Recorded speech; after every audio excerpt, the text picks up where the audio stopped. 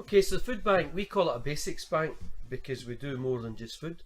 So up behind my right hand ear there, my collie Doug in the right ear, we've got all the toiletries, we've got the nappies, we've got the dog food, we've got the cat food, we've got the cat litter, we've got shampoo, we've got toothbrushes, we've got toothpaste.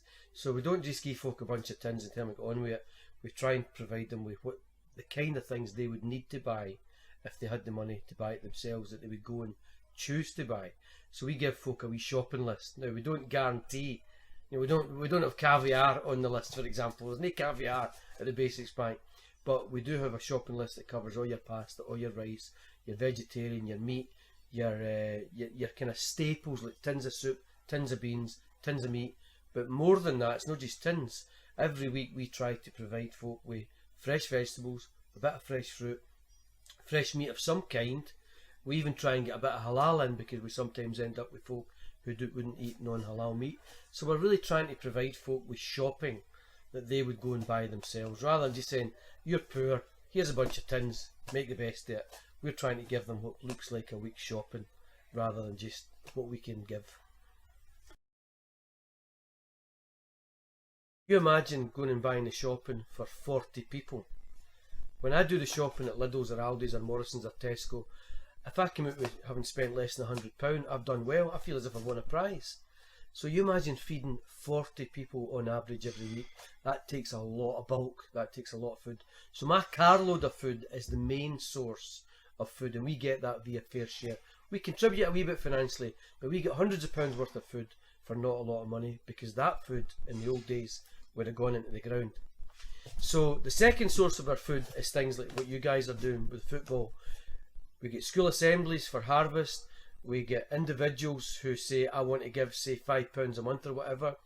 We get charities or other groups like yourselves with the football, with the children, who say, we're going to have a one-off this year, like you did last year. Last year we took photographs at the front of the church with about, I would say, maybe 70 bags full of food, which I think from memory we weighed it was about 800 or 900 kilos.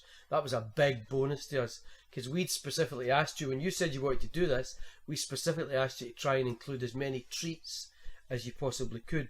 So as you'll maybe see later on in the camera shot there, we've got loads of soup and loads of beans and loads of the basics, but to get the treats in at Christmas was just fantastic. So thank you very much indeed.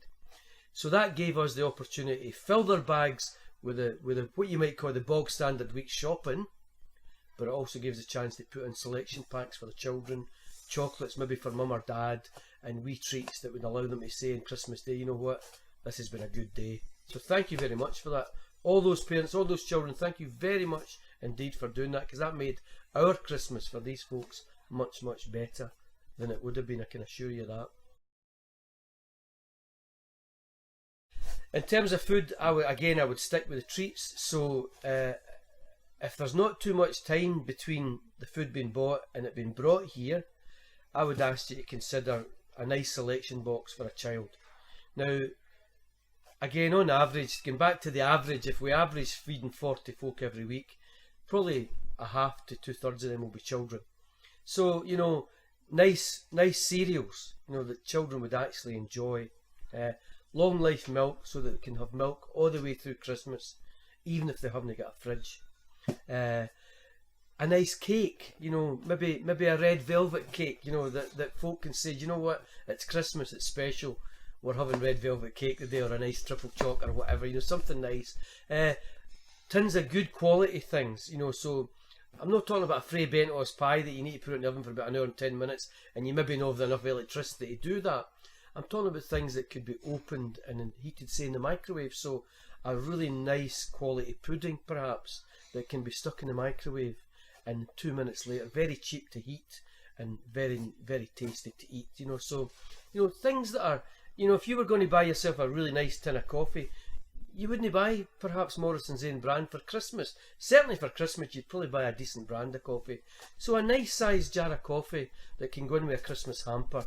These are the kinds of things that I would say, if I was coming to the food bank the week of Christmas, I'd be so happy to get my basics, maybe my wee bit of bacon, my wee bit of packet of eggs, or my bit of mince, or my bit of pork or whatever. But boy golly, I'd be so happy to see a nice treat for Christmas Day, you know. So if somebody wants to buy a nice Christmas pudding, again, it can be cooked in the microwave, which means it's not expensive, but it's a fantastic kind of Christmas fair type thing. That kind of stuff. And just using your imagination, because you'll know what you would like to have in Christmas.